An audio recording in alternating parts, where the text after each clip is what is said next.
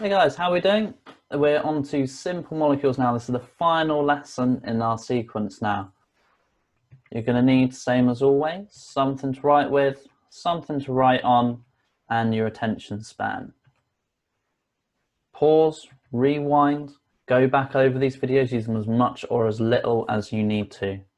Okay, rewatch that explanation 2-3 times, make some notes on the final time. Periodic table for reference. And off we go.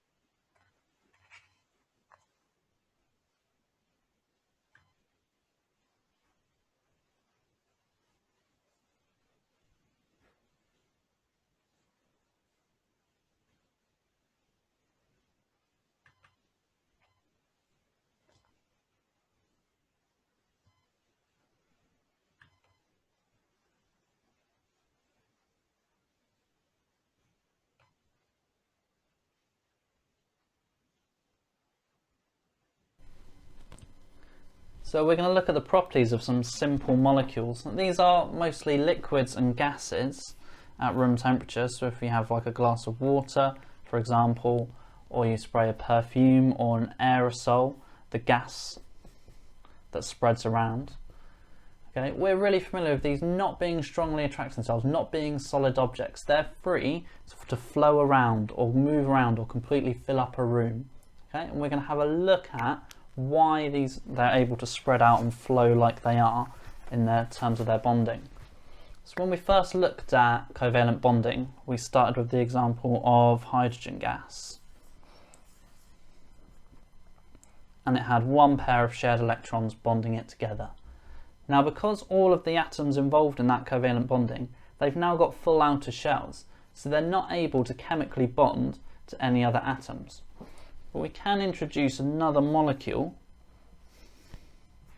of hydrogen gas, exactly the same, and they will have a weak intermolecular force between them.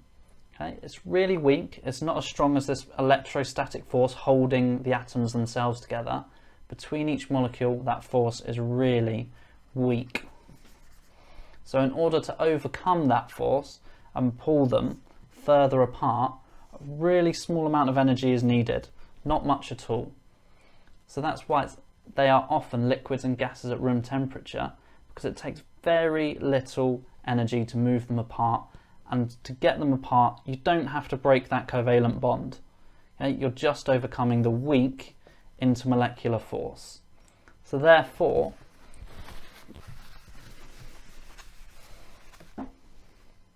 simple molecular substances, they have really low melting and boiling points.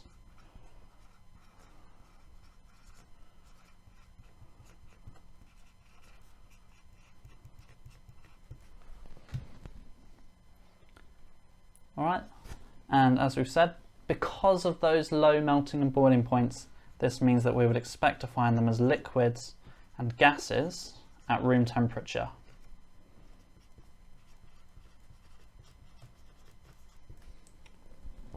And finally, our last property, whereas before our ionic substances were able to conduct electricity because they could carry that charge, there is no overall charge on our covalent substances.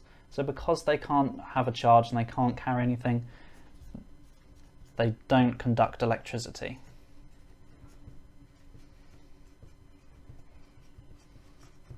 Okay, those are the three properties of simple molecular substances that we need to have written down and remembered.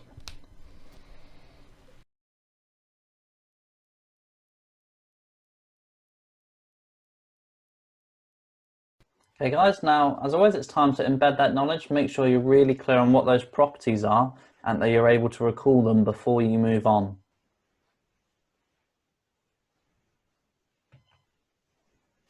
Okay, have a go at these.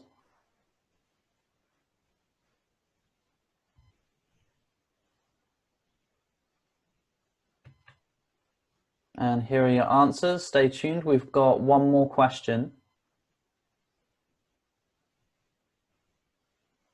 And our final one is just an extended answer question. Okay, it's 6 marks, so you should be having a short paragraph.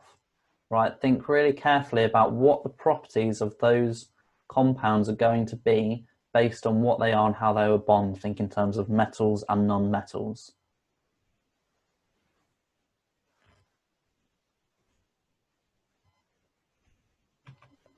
Here you go, guys. Hopefully you got that. So we just had to realise hydrogen chloride, because it's 2 non-metals, it's going to be a simple molecule.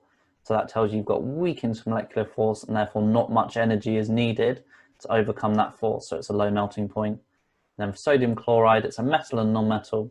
So it must be an ionic compound.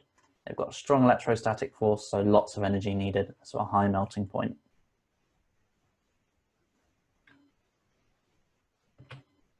That's all for today, guys, and that's all from structure and bonding. Hopefully we've got that really well. If there are bits you weren't sure on, go back over it. These videos are going to stay up there so you can go and use them as much or as little as you need to. Thanks, guys.